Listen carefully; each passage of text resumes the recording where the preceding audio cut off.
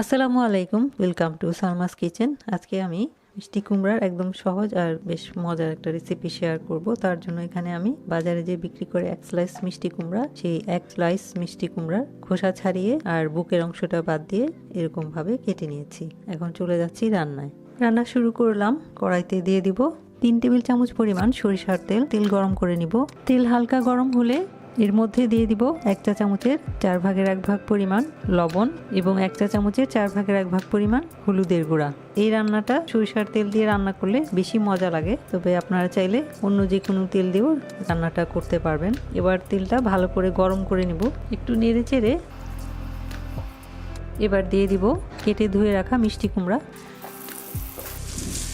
এখন মিষ্টি কুমড়াটাকে হালকা বাদামি করে ভেজে নিব। মিষ্টি কুমড়া যখন এরকম হালকা লাল কালার হয়ে যাবে তখন তুলে নিব।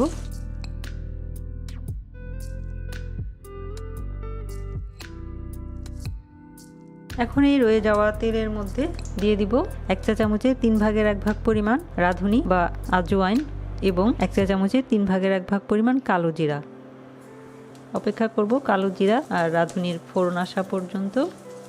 15-20 সেকেন্ডের মধ্যেই ফোড়ন এসে যাবে। ফোড়ন এসে গেলে পরে দিয়ে দিব 1 কাপের 3 ভাগের 1 ভাগ পরিমাণ পেঁয়াজ কুচি এবং 3-4টি কাঁচা মরিচের ফালি। এবার পেঁয়াজ আর কাঁচা মরিচটাকে ভেজে নিব পেঁয়াজের কালারটা হালকা লাল হয়ে যাওয়া পর্যন্ত। পেঁয়াজের কালারটা হালকা লাল হয়ে গেলে দিয়ে দিব 2 কাপ পরিমাণ পানি।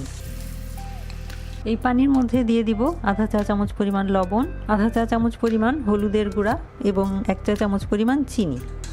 এখন পানিটা ফুটে আসা পর্যন্ত অপেক্ষা করব। পানিটা ফুটে উঠলে দিয়ে দিব 1 চা চামচের 3 ভাগের 1 ভাগ পরিমাণ লাল মরিচের গুঁড়া। লাল মরিচের গুঁড়াটা যার যার স্বাদ অনুযায়ী কমিয়ে অথবা বাড়িয়েও দিতে পারবেন, যে যেমন ঝাল পছন্দ করেন। এবারে দিয়ে দিব ভেজে রাখা মিষ্টি কুমড়া। এখন ঢাকনা দিয়ে রান্না করব 5 থেকে 6 মিনিট। 6 মিনিট পর ঢাকনা খুলে দেখে নিব মিষ্টি কুমড়া সিদ্ধ হয়েছে কিনা। একদম সিদ্ধ হয়ে গেছে। মিষ্টি কুমড়া সিদ্ধ হতে খুব বেশি সময় লাগে না। এ পর্যায়ে কিছু আস্ত কাঁচা মরিচ দিয়ে দিব এবং দিয়ে দিব ধনিয়া পাতা কুচি।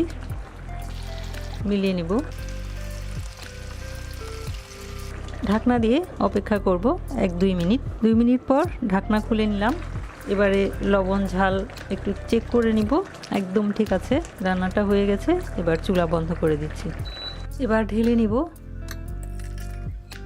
অল্প মশলায়, অন্য কোনো বাড়তি মশলা না দিয়ে এই রেসিপিটা আপনারা তৈরি করে খেয়ে দেখবেন। বেশ মজা। মিষ্টি কুমড়ার নিজস্ব একটা ঘ্রাণ আছে, সেটা এই তরকারিটার মধ্যে বজায় থাকে এবং বেশ মজা লাগে খেতে। একদমই সাধারণ একটা রান্না, কিন্তু খেতে অনেক মজা। আশা করছি আপনারা এই রেসিপিটা ট্রাই করে দেখবেন।